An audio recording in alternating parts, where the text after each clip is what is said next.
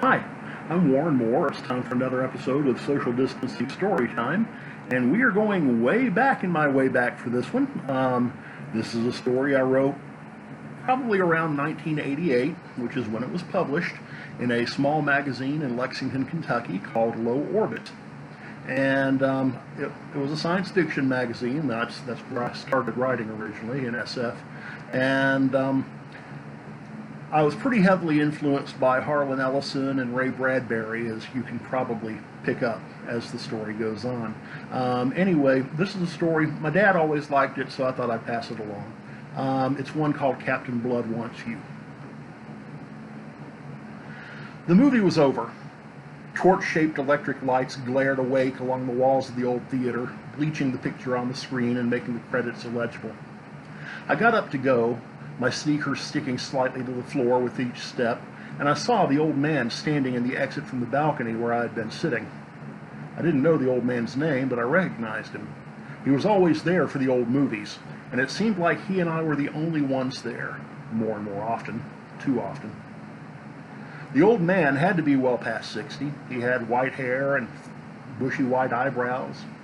His face was sun and windburned. "It's almost over," he said. His voice was strong and it sounded younger than he looked. "It's the end of the line for the Kincaid Theater."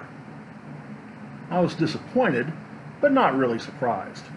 The neighborhood had long since gone to hell, and the owner of the place, another old man, the definition of the word crusty in my mental dictionary, didn't give a damn for the films that drew the college crowd. He once told me no director with a vowel at the end of his name ever told a decent story. Consequently, the Kincaid showed the old Hollywood epics, and the audiences were small at best. This afternoon, the show was Captain Blood, and it had played to an audience of 2. "Come on, kid," the old man said. "I'll buy you a cup of coffee and we'll say goodbye to the Kincaid." We walked to the diner next door. The old man walked with a rolling sort of gait. The old man put his coffee aside and looked at me. His eyes were bright blue and penetrating. "I've seen you at a lot of these movies, kid, and they're all way before your time. Why do you come to watch them?" I had thought about it before, usually when my friends at the university wanted me to come see the latest critically acclaimed lament for the human condition. It's hard to say. I guess I just like the old stories better. They didn't just stand around and emote at you for 2 hours back then. The old man laughed loudly, and some people at the counter glanced back at us, then turned away muttering. "You know it, boy. They substitute special effect for action, mopery for stories, but they don't understand. That doesn't make it real." The old movies had imagination roaring through them like the blood in a running man's veins, and that made them more real than anything I've seen lately. Imagination is an extraordinary thing, and you won't find it in movies about ordinary people. Anyone can succeed if they're lucky, and anyone can suffer if they must. It takes something special, though, to be Captain Blood or Robin Hood. I shook my head, sadly. "You're right, mister, but Captain Blood is gone, and we can't get him back. You can barely even find him anymore. The Kincaid's going soon, and you'll only be able to find the pirates and cowboys and string-tied riverboat gamblers on TV. Robin Hood's too big for a 19-inch screen. Hell, there's not even room for Bugs Bunny on TV anymore. Goodbye, Gene Autry, Captain Blood, Roy Rogers, Gay Falcon. They can't be found. It's over." I stared into my coffee cup. "Maybe not," the old man said. I looked up, and he was grinning, white brows over blue eyes. "What do you mean?" "Let me tell you a little about myself. My name is Harrison Van Gilder, and I was young when they made those movies. Saturday afternoons, I'd go down to the picture show. I'd give them a dime and go into the cool if it was summer, into the warmth if it was winter. I'd sit there all afternoon, cheering for the cowboys, sailing with the pirates, being in the picture. As I got older," Van Gilder said, "the movies changed. Problem was, I didn't. I quit going to the theater after a time, but I never could forget those old movies. I got older, and I made money. I never married, just never seemed to get around to it. Maybe I was holding out for Olivia de Havilland," he chuckled. "Anyway, I wasn't young, and I was getting older, and I had money I didn't need. I thought about buying a theater like the Kincaid, but I knew what would happen. I traveled around watching the old movies when I could find them. Then I saw a story in the papers. One of the old studios was selling sets that had built up on the back lots. In the week before the auction, I bought an old ranch in the mountains in California. Then I took a lot of the rest of my money and went to the auction. I bought the old ship sets and a saloon set and a couple of western storefronts and took them all back to my old ranch. What did you do? I asked. Start a museum? Hell no! I don't give a damn about the public. They didn't keep the movies the first time around, and I didn't want to share. I just sat there in my saloon some days. Other times, I'd walk the decks of my ship. I'd bought copies of the screenplays, and I sat on the sets and read the scripts aloud. Maybe that's what did it. I was there on my ship, reading Captain Blood. I looked up, and there stood Errol Flynn with his mustache, his cutlass, and his sneer. I blinked a couple of times. He was still there. Old men go crazy sometimes, and I knew that, and I know I'm older than many.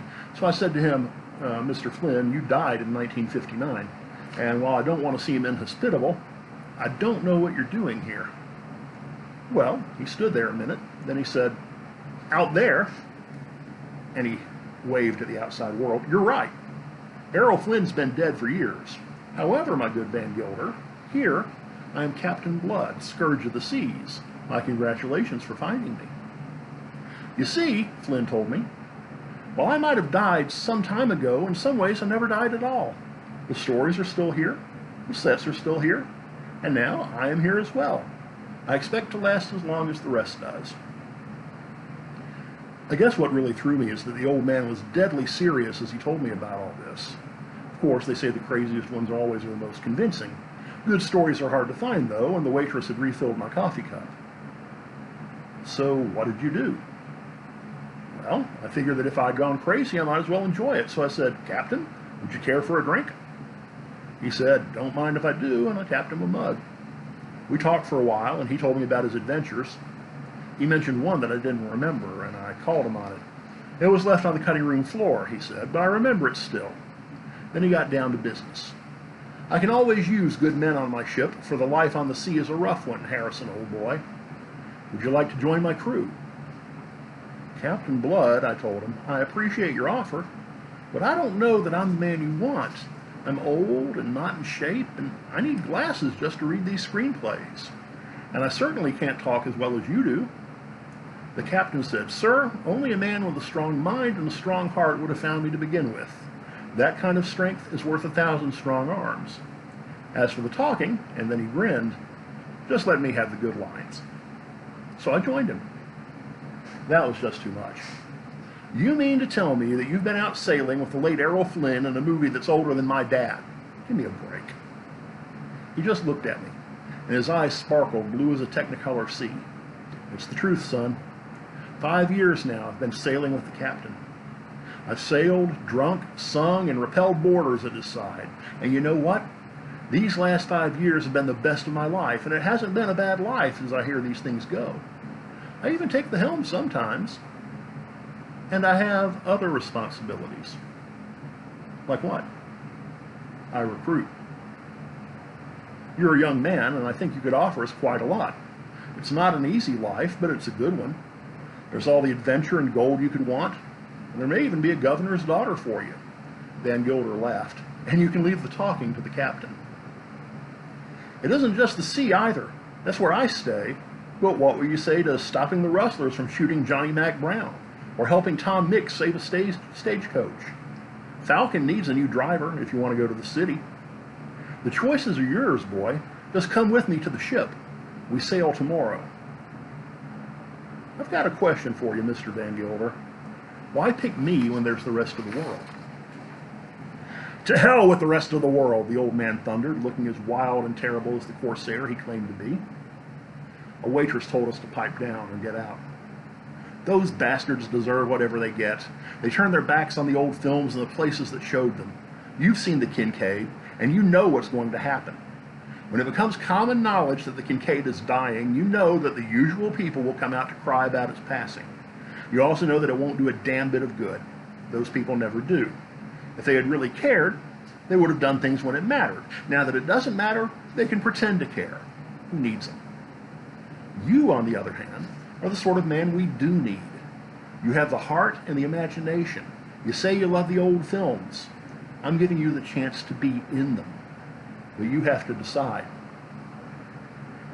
You want me to go with you to some old movie sets on a ranch in the California mountains. Get it straight, kid. I'm not selling you a scrapbook or a map to the stars' homes. I'm talking the real stuff here, the genuine article. You can become part of the movies.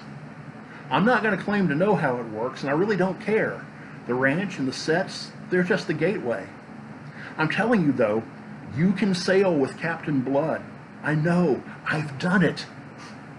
He looked at me hard. Will you join us? I shook my head. This can't work. Things just don't work that way. I'd like to believe you. I really would, but I can't. Errol Flynn's been dead for better than 30 years, and the Kincaid's following him to the grave. Their time is over, and we've been left behind. Douglas Fairbanks isn't going to show up and save the day. It all belongs to Spielberg, Sean Penn, and Rex Reed. Van Gilder reddened. Do you realize what you're turning down? These chances don't come along more than once that I know of. I really thought you might be the man we need. You're the only one who's listened to me this long. I'll ask you once more. Are you sure you don't want to go? I didn't look up at him. I couldn't. I just stared at the Formica tabletop and nodded. The old man sighed and headed for the door. When I thought he was out of hearing range, I said, "Give Captain Blood my compliments." To my surprise, Van Gilder turned around and looked at me. "I surely will, boy. I surely will." The door shut behind him as he left. I got stuck with the check. Time passed, as it does, and things changed as they do. As Van Gilder had said, the news of the Kincaid's demise hit the paper shortly after it could have done any good. It was sold to a developer who elected to turn it into a parking lot. The usual concerned citizens expressed sadness and disapproval at this loss. They suggested that the Kincaid could be turned into a small shopping center. Somebody thought to interview the owner of the Kincaid. I laughed when he said that he thought the building might as well be torn down as become a hangout for rich women and their pansy boyfriends. It was good to see that not all things change. I went to the theater on Demolition Day. The concerned citizens were gathered on the sidewalk across the street at a concerned but safe distance. I stood down the street from them, closer to the building. I watched as the wrecking ball arced into the marquee. It took a long time to knock the old place down, but I watched the whole thing. Then I went home and got drunk. I had meant what I had said about television being too small for those movies, and I didn't watch any of them for a couple of years. On a rainy day, though, I thought of the Kincaid Theater and Harrison Van Gilder, and I went to the video store to rent a VCR and a copy of Captain Blood.